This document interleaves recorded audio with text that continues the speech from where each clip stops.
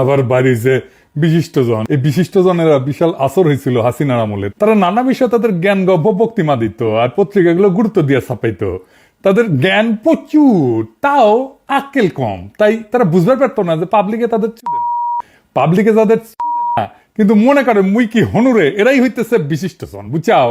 তা কারা কারা এটা করিছে দেখবেন, সে ঘুরে মা ঘুরছে সেই আমি বাকশালী ঘটনার লোকেরা। আসেন দেখি এই মার্কা মারাদের কয়েকটারে দেখি, তারপরে তারা কি কইছে সেটা দেখমুনি। আনু মোহাম্মদ, হাসিনার বান্ধবী সুলতানা কামাল, খুশি কবির, টিআইবির ইফতেখারুজ্জামান, ওরে একবার ঠাপাইছিলাম, কঠিন ঠাপ দিছিলাম, অনেকদিন শান্ত আছিল, আবার মাথা বের করিছে। তত্ত্বাবধায়ক সরকারের সাবেক উপদেষ্টা রাশেদা কে চৌধুরী, তারপরে কামাল হোসেনের মেয়ে সারা হোসেন, আবার অগ্রণী ব্যাংকের চেয়ারম্যান সৌদ আবু নাসের বখতিয়ার আহমেদ, ওরে অগ্রণী ব্যাংক থেকে পাশায় লাথি দিয়ে বের করে দিবেন।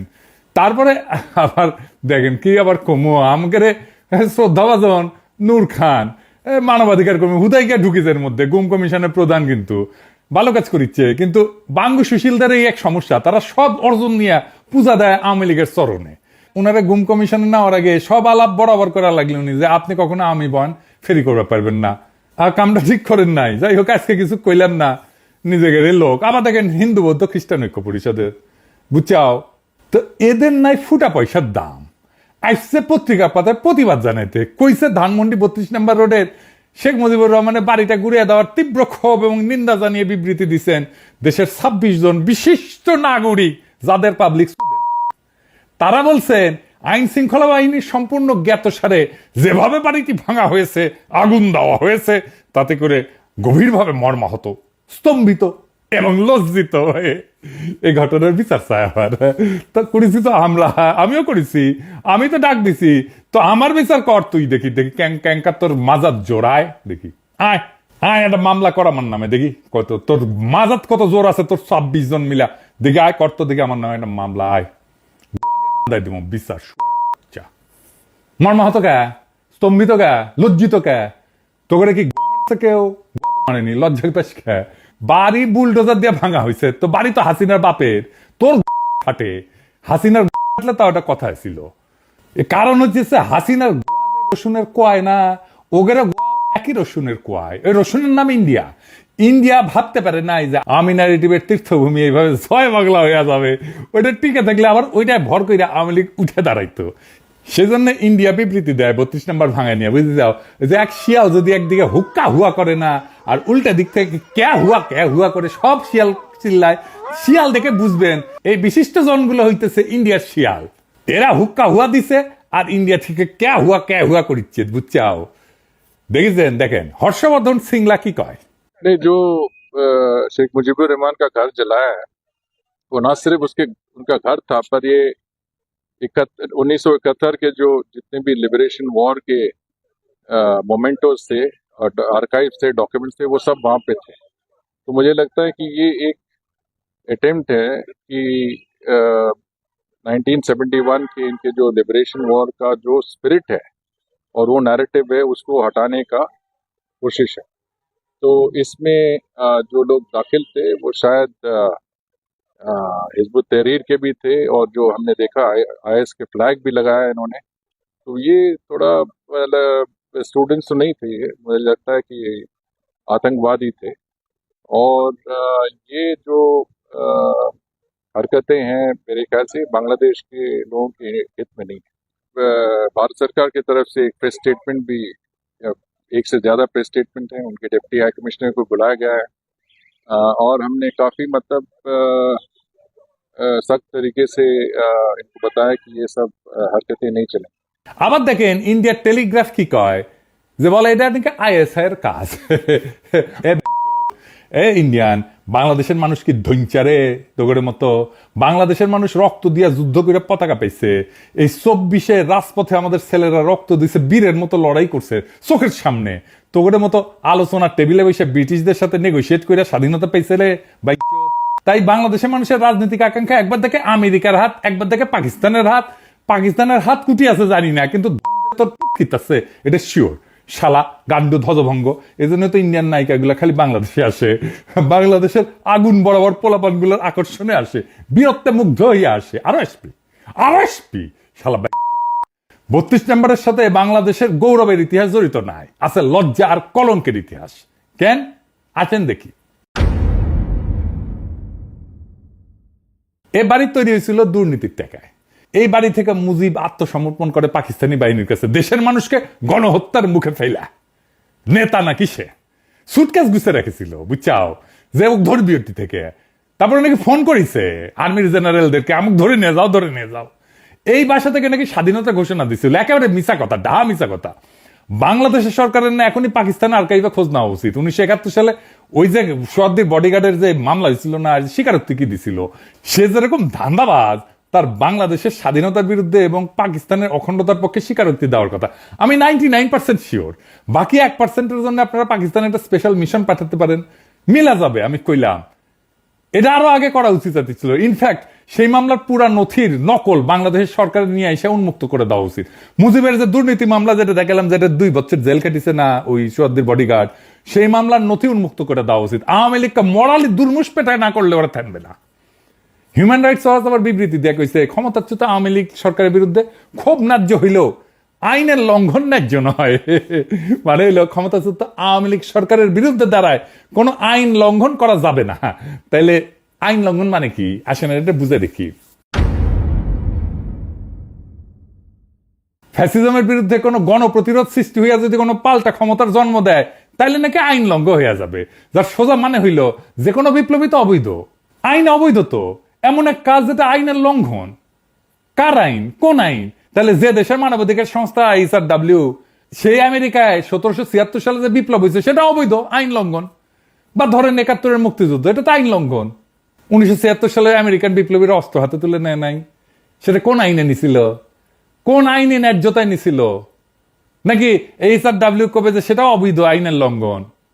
কোন নতুন ক্ষমতা যদি রাজপথ থেকে উত্থিত হয় জনগণের মধ্যে দিয়া, তার আগে বা তার উপরে কোনো আইন নাই। আগে ক্ষমতা, তারপরে সেই ক্ষমতার মোড়ক থেকে আইনের জন্ম, কনস্টিটিউশনের জন্ম। এটাই হইল রাজনীতির ধারণা। মানবাধিকারের ধারণা দিয়ে রাজনীতি বুঝতে পারবেন না। মানবাধিকারের ধারণা দিয়ে রাজনীতি বুঝতে গেলে বেশি বুঝবেন, এইরকম মাখায় ফেলবেন। কোন গণপ্রতিরোধ যদি তৈরি হয় কোন একটা জুলুমের বিরুদ্ধে, তাহলে একটা পাল্টা গণক্ষমতার জন্ম হয়, যা জীবন্ত, যা আগের সকল ক্ষমতা, সকল আইন, সমস্ত কনস্টিটিউশন, সব সংবিধানকে নাকচ করে দেয়। পাবলিক নিজেই জীবন্তভাবে গণক্ষমতা নিয়ে হাজির হইয়া যায়, যার সামনে আগের সমস্ত ক্ষমতা, আগের সমস্ত আইন, সমস্ত কনস্টিটিউশন নাকচ হইয়া যায়। নতুন ক্ষমতার সামনে সকল আইন অন্যায্য, বাতিল হইয়া যায়। সেটা ঘোষণা দিয়া কনস্টিটিউশন বাতিল করে বলা হোক আর নাই হোক, সবসময় আগে নতুন ক্ষমতা, পরে আসবে সেই সূত্রে আইন। আগে থেকে থাকা কোনো আইন দিয়ে নতুন ক্ষমতা তৈরির পর আর প্রযোজ্য থাকে না, কার্যকর থাকে না। আমরা কি 1971 সালের আগে থেকে পূর্ব পাকিস্তানের, মানে যেটা পূর্ব পাকিস্তান ছিল, পাকিস্তানের আইন কনস্টিটিউশন মাইনা নিয়ে মুক্তিযুদ্ধ করেছিলাম? নয় কোনো গণক্ষমতা তৈরি করতে বা জন্ম দিতে পারতাম আমরা যদি আইন মেনে করতাম? পুরানো যে কোনো আইন, কনস্টিটিউশন মানলে যে কোনো ধরনের অস্ত্র ধরনের তো অবৈধ এবং রাষ্ট্রদ্রোহিতা। এবং নতুন যে কোনো গণক্ষমতা জন্ম নিলে পরে সে নতুন সব আইনের জন্ম দিতে পারে। আর গণক্ষমতা জন্মের আগে কোনো আইন সে মানবে না। ক্ষমতার আগে কোনো আইন নাই। নয় ক্ষমতা থেকে এর পরে কেবল নয় আইন, নয় কনস্টিটিউশন তৈরি হইতে পারে। 2024 সালের জুলাই আগস্ট বিপ্লবে এই গণক্ষমতার উপরে আগের কোনো আইন তাদের উপর আর প্রযোজ্য না, ছিল না, থাকতে পারে না। রাজপথে থাকা ছাত্র জনতাই আইন, আমাদের সম্মিলিত আকাঙ্ক্ষাই আইন। আমরাই সার্বভৌম জনগণ, আমরাই সম্মিলিতভাবে যেই আকাঙ্ক্ষা পোষণ করব সেটাই বাংলাদেশের আইন। এর বাইরে কোনো আইন নাই। এবং এই জন্যে এই বিপ্লবী জনতাকে মব আখ্যা দেওয়া হচ্ছে। কাদের তরফ থেকে? কেন বিপ্লবী জনতাকে মব বলা হচ্ছে? কারণ এরা জনগণের গণক্ষমতায় ভয় পায়। আসেন এটা একটু বুঝে দেখি। এই যে দেশের বিচার বিভাগ, বাস্তবে তো হাসিনার আদালত হিসেবে কাজ করলেও সাংবিধানিক নথিতে এটাই কিন্তু দেশের সবচেয়ে ক্ষমতাধর প্রতিষ্ঠান। এতটাই ক্ষমতাধর যেটা সংসদ বা জনগণের ক্ষমতার চাইতেও শক্তিশালী। এমনকি সংবিধানের ঊর্ধ্বে, সংবিধানের ব্যাখ্যা তারা দেয়। এমনকি যদি রাষ্ট্রীয় বিলুপ্ত হয়ে যায় তাও বিচার বিভাগ বহাল থাকবে। এই বিচার বিভাগকে তাই সরকার কিছু করতে পারে না, করতে পারেওনি। হাসিনার তৈরি করা এই স্ট্যাবলিশমেন্টই এখনো বহাল আছে। আজ যারা এই যে মবের সমালোচনা করতেছে তাদের অনেকেই কিন্তু কিছুদিন আগে যে বিচারিক অভ্যুত্থান জুডিশিয়াল কু করতে গেছিল না, সেটা ছাত্র জনতার প্রতিরোধ করায় স্বস্তির নিঃশ্বাস ফেলছিল। কারণ তখন আর কোনো পথ খোলা ছিল না, তো বিচার বিভাগের উপরে কারো হাত ছিল না। এক সময় সংবিধানে বিচারকদের ইমপিচমেন্টের বিধান ছিল, অভিশংসনের বিধান ছিল, তাদেরকে লজ্জা দেওয়ার বিধান ছিল, যেটা দিয়ে তাদেরকে অপসারণ করা যেত। সেখানে সংসদের কিছু ক্ষমতা ছিল, কিন্তু বিচার বিভাগ সেটা বাতিল করে দিচ্ছে। বুঝে যাও, এখন যারা সত্যিকারের ন্যায় বিচার ব্যবস্থা চান তারা কিভাবে হাসিনার স্বেচ্ছাচারীভাবে সাজানো বিচার বিভাগ দিয়ে সেটা পূরণ করবেন? একমাত্র সমাধান হইল বিচার বিভাগকে সম্পূর্ণভাবে পুনর্গঠন করা, নতুন করে একটা বিচার ব্যবস্থা গড়ে তোলা। আর সেটা করতে হইলে সংবিধান সংশোধন করতে হবে এবং বিচার বিভাগের উপরে জনগণের সর্বোচ্চ কর্তৃত্ব প্রতিষ্ঠা করতে হবে। জনগণ সর্বোচ্চ, বালের সংবিধান, বালের বিচার বিভাগ, সবার উপরে জনগণ। এই বিচার বিভাগ যখন ন্যায় বিচার দিবে না, যখন ক্ষমতাসীন দলের লোকদের রেহাই দিয়ে দিবে, তখন জনগণ কিভাবে ন্যায় বিচার পাবে? সরকার চাইলেও তখন বিচার নিশ্চিত করতে পারবে না। মজার বিষয় হলো বিচার বিভাগের সাথে যখন সরকারের সংঘাত সৃষ্টি হবে, তখন সরকারের হাতে একমাত্র পথ থাকে জনতাকে ডাক দেওয়া। তাইলে বুঝেন, রাষ্ট্রের গঠন প্রণালীর মধ্যে বিচার বিভাগ নিজেই এই যে মবস বলতেছে, যাদেরকে জনতাকে বলতেছে বিক্ষুব্ধ জনতা, তা তৈরি হওয়ার পূর্ব শর্ত তৈরি করে রাখছে। কারণ জনগণের সার্বভৌমত্বের বদলে বিচার বিভাগের সার্বভৌমত্ব দলিলে লিখে রাখা হয়েছে। জনগণ বিচার বিভাগের খবরদারি মানবে কেন? রাষ্ট্রের মালিক জনগণ, বিচার বিভাগ না। বিচার বিভাগের ঊর্ধ্বে জনগণ, রাষ্ট্রের প্রকৃত মালিক জনগণ। তাই যাদেরকে আজকে মব বলা হচ্ছে তারা থাকবে, জনতা রাস্তায় থাকবে, জনতা রাজপথে থাকবে যতক্ষণ পর্যন্ত না নতুন আইন তৈরি হইতেছে, ততক্ষণ পর্যন্ত জনতাই ডিকটেট করবে এই সরকার কিভাবে চলবে। এবার আসেন 32 নম্বর ভাঙায় কি অর্জিত হয়েছে, কি লাভ হয়েছে, এটা একটু বুঝে দেখি। এই সরকার, যে সমস্ত সরকার যে সমস্ত ভালো কাজ করে না, তার দায় এসে পড়ে ছাত্র জনতার নেতাদের উপরে। তখন গালি খেতে হয় তাদের। আর নতুন রাজনৈতিক দলকেও কিংস পার্টি বলে কটাক্ষ করা হয়, মানে ছাত্ররা যে দল তৈরি করতে যাচ্ছে, যারা গালি দেন ওই নেতাদের দোষ দেন। তার কি একবারও ভেবে দেখছেন যখন ছাত্র জনতা 32 নম্বর ভাঙে, তখন সেটাকে কেন আর কারো কাজ বলে মনে হয় না? ছাত্র জনতার এই কাজ সরকার যেহেতু সরাসরি ঠেকানোর চেষ্টা করেনি, সুতরাং সেটা তো সরকারেরই একটা কাজ। এটাই তো স্বাভাবিক। সরকারে যারা আছে তারা সরকার চালাইতেছে, তারা রাষ্ট্র চালাইতেছে। আমরা সরকারের পাবলিক পার্টনার। রাষ্ট্রের দায়িত্বে থেকে তারা যেটা করতে পারতেছে না, সেটা তাদের পাবলিক পার্টনাররা কইরা দিতেছে। সরকার পুরা বিপ্লবী হইলে এটা সরকার নিজেই এটা ভাঙতো। সরকার আধা বিপ্লবী জন্য সে চুপ করে থাকে, আমরা কামটা সেরা দিই। আধা বিপ্লবী সরকার হইলে তো এমনটাই হওয়ার কথা। এতে সরকারের কর্তৃত্বের ঘাটতি দেখা যাচ্ছে না তো, বরং সরকার নিজেই যে ভাঙতে চাইছিল তা শুধু আনুষ্ঠানিক পথে না, যে অপ্রাতিষ্ঠানিক বা ইনফর্মাল পথে ঘটাইছে। এই সরকারকে জোর কইরা সংবিধানের কাঠামোর মধ্যে ঢোকানো হয়েছে, কিন্তু তার বিপ্লবী চরিত্র অটুট আছে। এইটাই গুরুত্বপূর্ণ বিষয়, সেটাই বারবার প্রকাশ পেয়ে যাচ্ছে। সরকারের যেটা বিপ্লবী আকাঙ্ক্ষা, সেইটা তার পাবলিক পার্টনারের মধ্যে দিয়ে প্রকাশিত হইতেছে। সরকার আমাদের বাধা দিতেছে না। এইখানেই মজা, এইখানেই পাবলিক প্রাইভেট পার্টনারশিপ, বুঝছাও, নতুন ধরনের। আমি নিজে কতবার কইছি এটা বিপ্লবী সরকার না, এটা বিপ্লবী সরকার না।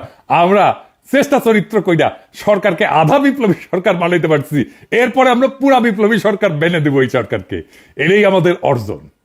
যখনই মনে হবে এই সরকার তার বিপ্লবী শপথ ভুলে যেতেছে, তখনই তার বেসরকারি পার্টনাররা আমরা মাঠে নেমে চাপ সৃষ্টি করে সেই শপথ মনে করায় দিতেছি।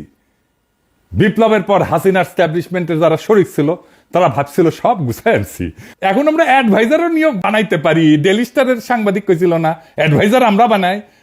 বেশ স্বস্তিতেই ছিল, কিন্তু ছাত্র জনতার এই শক্তিশালী শোডাউন দেখা তারা আবার আতঙ্কিত হয়ে পড়ছে। হওয়াটাই স্বাভাবিক, তাদের ক্ষমতায় ফেরার স্বপ্ন আরো এক ধাক্কা খেয়েছে। বিপ্লবের জন্য এটা সবচেয়ে বড় অর্জন। আজ যারা আকার ইঙ্গিতে নিন্দা করতেছে না, তারা মূলত শেখ মুজিবকে ফ্যাসিস্ট বলে মনে করে না।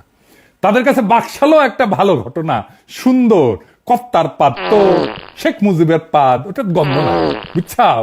তাই সরাসরি বলতে পারতেছে না, সেই জন্যই এই মব টপ বইলা এই সমস্ত ধোঁয়াশা তৈরি করতেছে।